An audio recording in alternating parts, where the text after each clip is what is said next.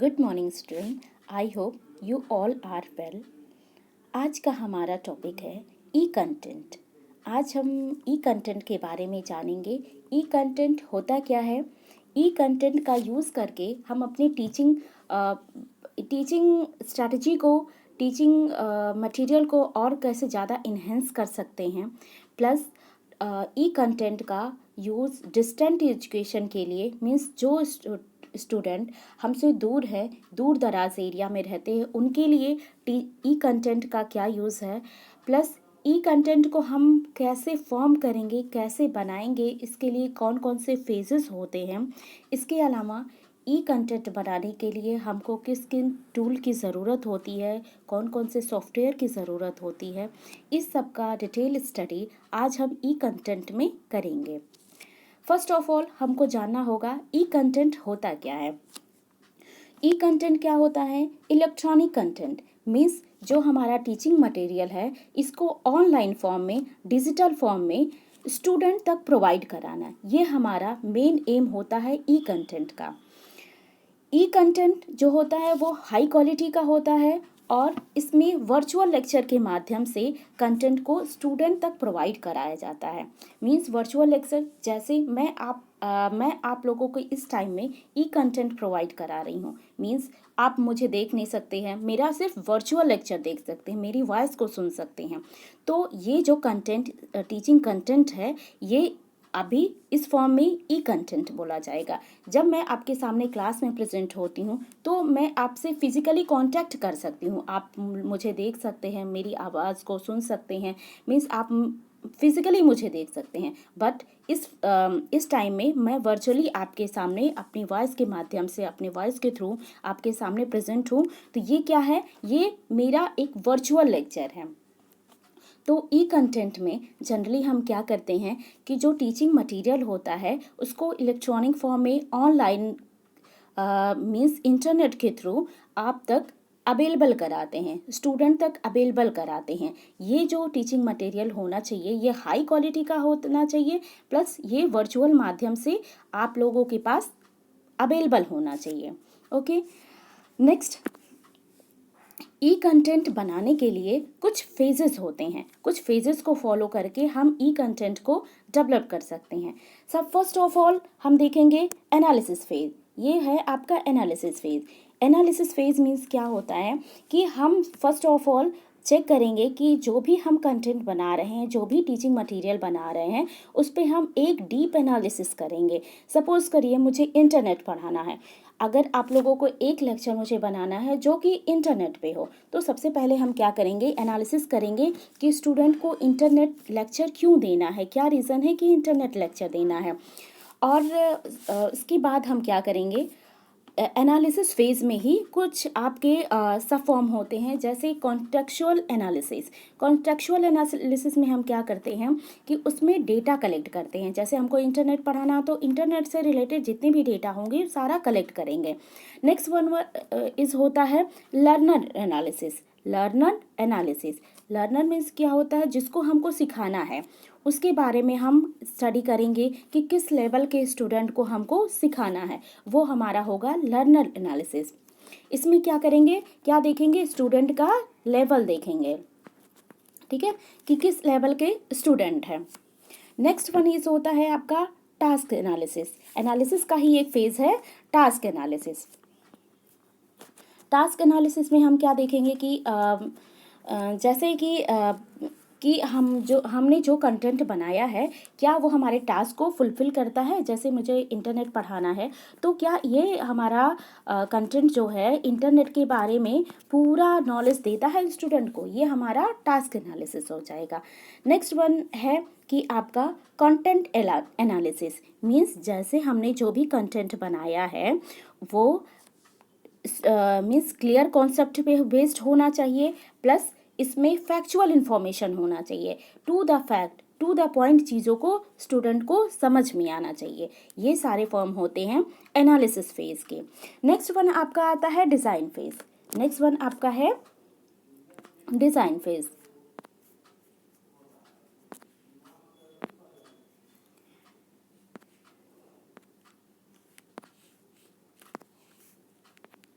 ठीक है। Design phase में क्या करेंगे हम? देखिए, डिज़ाइन फेज़ में क्या करते हैं कि जो भी हमारा कंसेप्ट है उसका बेस हम पूरा अच्छे से तैयार करते हैं विद इंस्ट्रक्शन।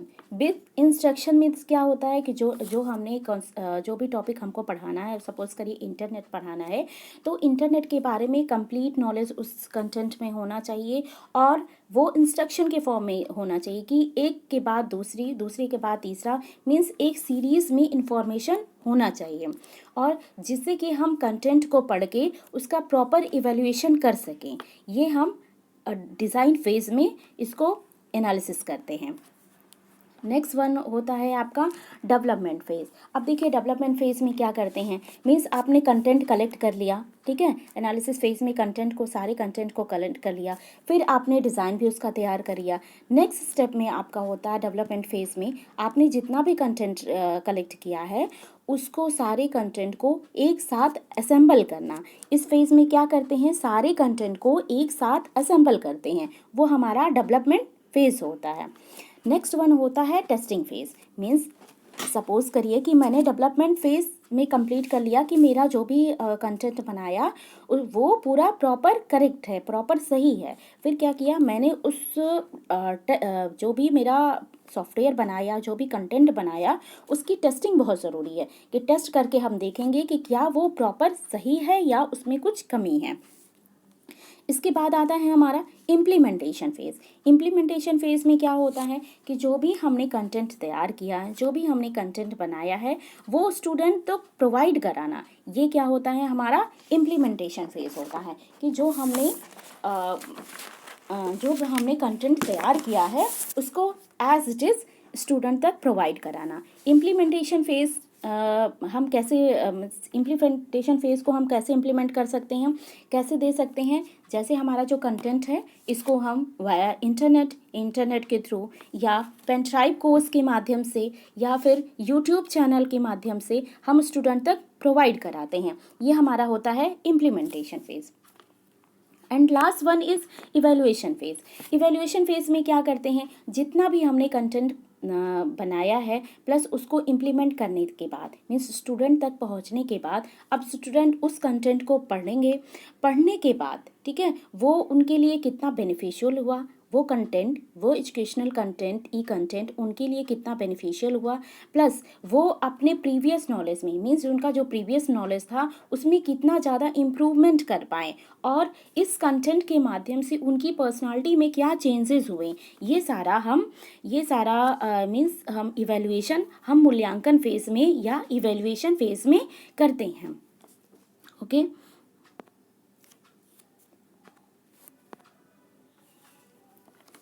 नेक्स्ट वन होता है आपके जैसे देखते हैं ई लर्निंग क्या होता है और ई कंटेंट क्या होता है। तो ई कंटेंट क्या होता है, E content digital content that can be transmitted over a computer network such as internet. Means E content आपका होता है कि डिजिटल फॉर्म में कंटेंट को इन नेटवर्क के माध्यम से, ठीक है, कंप्यूटर तक इंटरनेट के माध्यम से प्रोवाइड कराना, कि नेटवर्क के माध्यम से आपके कंप्यूटर तक, आपके फ़ोन तक, जो भी आप मीन्स नेटवर्क से कनेक्टेड मटेरियल यूज़ करते हैं, टूल यूज़ करते हैं, उस तक आपके कंटेंट को प्रोवाइड कराना, ये ई कंटेंट होता है।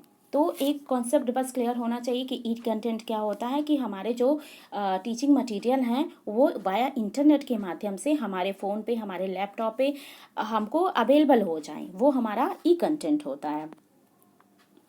E content means E content में मल्टीमीडिया क्या रोल है, मल्टीमीडिया एलिमेंट्स क्या होते हैं ई कंटेंट को डेवलप करने के लिए। देखिए कुछ मल्टीमीडिया कंटेंट होते हैं, जैसे आपके टेक्स्ट के फॉर्म में, मान लीजिए आपको जो भी पढ़ाना है, जो भी मुझे पढ़ाना है, वो कुछ टेक्सचुअल फॉर्म में होगा। पिक्चर के थ्रू हम इसको रिप्रेजेंट कर सकते हैं, एनिमेशन मेथड से यूज़ कर सकते हैं, मीन्स एनिमेशन दे के फिर आपका प्रेजेंटेशन, मीन्स हम पीपीटी बना के प्रेजेंट कर सकते हैं। साउंड के माध्यम से भी, मीन्स मेरी वॉइस रिकॉर्ड होना चाहिए, प्लस आपको वीडियो के फॉर्म में ये चीज़ें अवेलेबल होना चाहिए। तो ये ई कंटेंट के कुछ मल्टीमीडिया एलिमेंट्स हैं।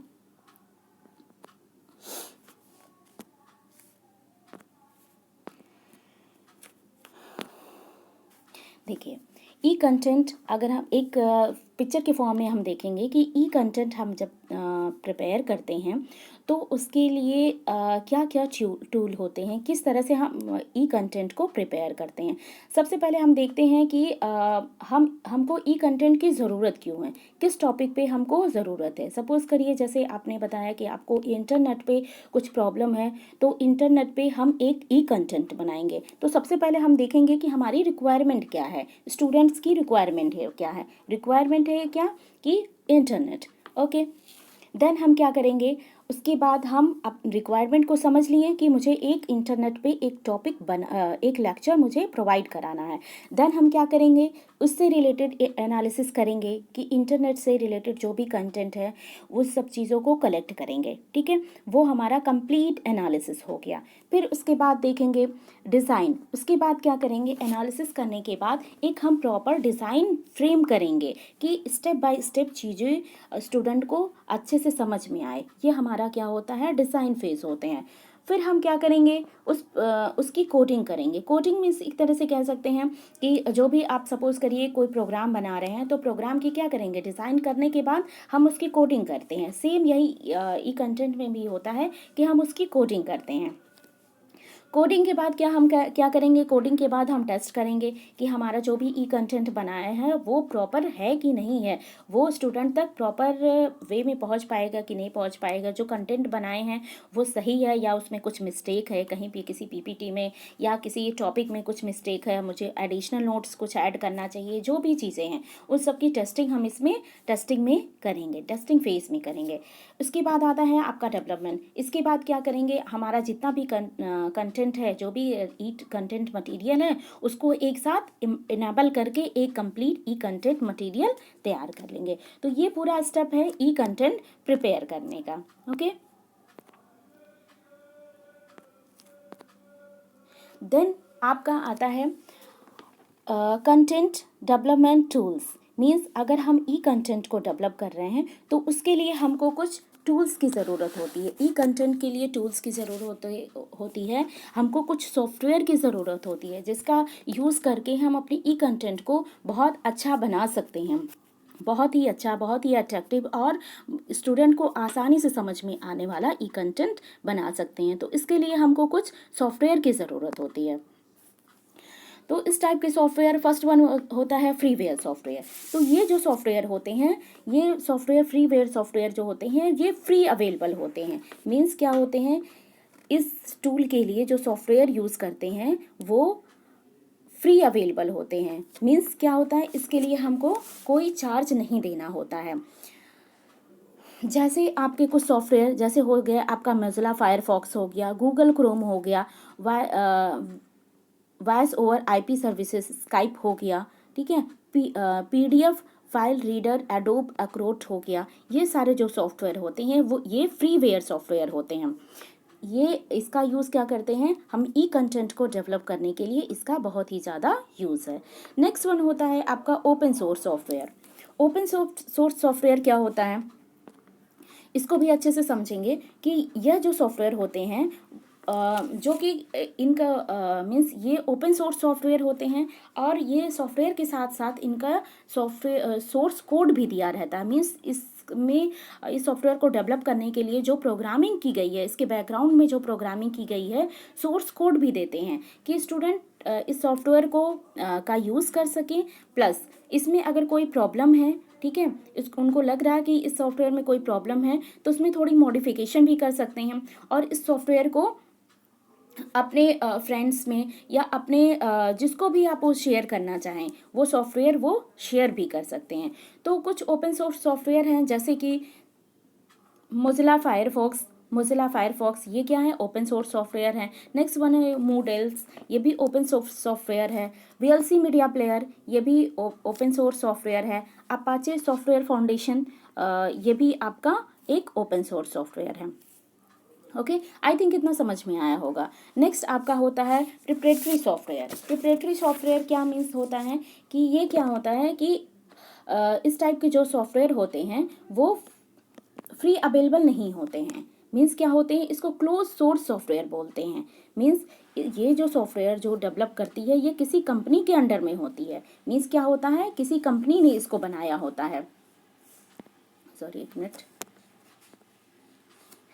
इस टाइप के सॉफ्टवेयर पे किसी कंपनी का अधिकार होता है और ये फ्री अवेलेबल नहीं होती हैं। इसको लेने के लिए हमको कुछ चार्जेस पे करने होते हैं। इसके साथ ही इसका सोर्स कोड भी नहीं दिया जाता है, ठीक है, सोर्स कोड को सीक्रेट रखा जाता है। और इसमें अगर कोई मॉडिफिकेशन करना है तो जो सॉफ्टवेयर डेवलपर होता है सिर्फ वो ही मॉडिफिकेशन कर सकता है, इसके अलावा कोई इसमें मॉडिफिकेशन नहीं कर सकता है। तो ये क्या है, प्रोप्राइटरी सॉफ्टवेयर मीन्स इसमें क्या होती है, इसमें प्राइवेसी रखी जाती है, सीक्रेसी रखी जाती है कि इस सॉफ्टवेयर को कोई भी मीन्स इसके सोर्स कोड को कोई भी मॉडिफिकेशन नहीं कर सकता है और इसमें कोई चेंजेस नहीं कर सकता है। इसको हमको परचेज़ करना होता है कंपनी से। तो कुछ इस टाइप के सॉफ्टवेयर जैसे MS ऑफिस 2007 हो गया, एडोब फोटोशॉप CS3 हो गया, एडोब फ्लैश CS3 हो गया, कोरल ऑफिस X3 हो गया, विंडोज़ 7, ये सारे जो सॉफ्टवेयर होते हैं ये आपके प्रोप्राइटरी सॉफ्टवेयर होते हैं।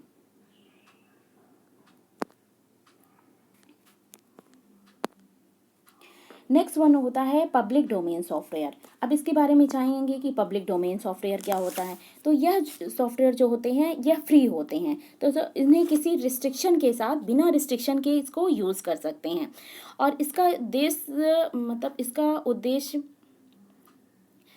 मीन्स इसको जो होता है पब्लिक डोमेन सॉफ्टवेयर को मीन्स बहुत ही कम रिस्ट्रिक्शन के साथ इसको आराम से यूज़ कर सकते हैं। ये कॉपीराइट का ऑप्शन नहीं देता है, बट इसको हम आराम से यूज़ कर सकते हैं। इसके लिए बहुत ज़्यादा पे नहीं करना होता है और इसमें भी सोर्स कोड नहीं दिए जाते हैं, बट लेकिन इसको परचेज नहीं करना होता है, ये फ्री अवेलेबल होते हैं। तो पब्लिक डोमेन सॉफ्टवेयर भी क्या होते हैं, ये फ्री अवेलेबल होते हैं लेकिन इसके कॉपीराइट का अधिकार नहीं होता है और इसको विदाउट एनी पे, ठीक है, हम इसको परचेज कर सकते हैं। देखिए यहाँ पे कुछ आप लोग के नोट्स दिए हैं जिसको आप लोग पढ़ सकते हैं, एक बार आप इसको देख लीजिएगा। मैंने जो एक्सप्लेन किया है वही काफ़ी कुछ इसमें है, जैसे एनालिसिस फेज में, डिज़ाइन फेज में, डेवलपमेंट फेज में क्या क्या होते हैं, प्लस इसके साथ ई कंटेंट जो टूल होते हैं वो क्या क्या होते हैं, इसको आप पढ़ लीजिएगा, ठीक है। ओके, तो आज के लेक्चर में बस इतना ही था और आप लोग सुरक्षित रहिए, घर पे रहिए, stay home, stay safe. Thank you, have a good day.